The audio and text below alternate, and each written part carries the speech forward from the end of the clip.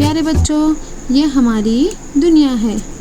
ہماری دنیا میں 71% حصہ پانی ہے اور 29% حصہ زمین ہے۔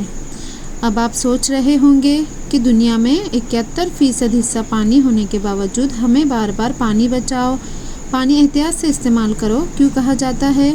کیونکہ اس پانی میں سے 97% حصہ پانی کھارا ہے اور صرف 3% حصہ پانی ہمارے استعمال کے قابل ہے۔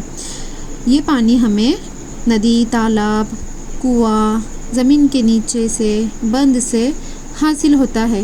سیدھے وہاں جا کر پانی لانا ہمارے لیے مشکل ہوتا ہے، اس لیے گاؤں کے قریب پانی کا ایک بڑا ذریعہ تلاش کر کے اسے کسی نہر یا پائپ کے ذریعے پانی کے تخلیص کے مرکز تک لایا جاتا ہے، جہاں پانی کی تخلیص ہوتی ہے۔ یہاں پانی کو پینے کے لیے بے ضرر بنایا جاتا ہے۔ تخلیص کے مرکز سے پانی بلندی پر نصب ٹنکی میں جمع کیا جاتا ہے اور پھر اس ٹنکی سے گھر گھر پانی پائپ کے ذریعے پہنچایا جاتا ہے۔ آج ہم جو سبق پڑھنے جا رہے ہیں وہ ہے گھر گھر پانی۔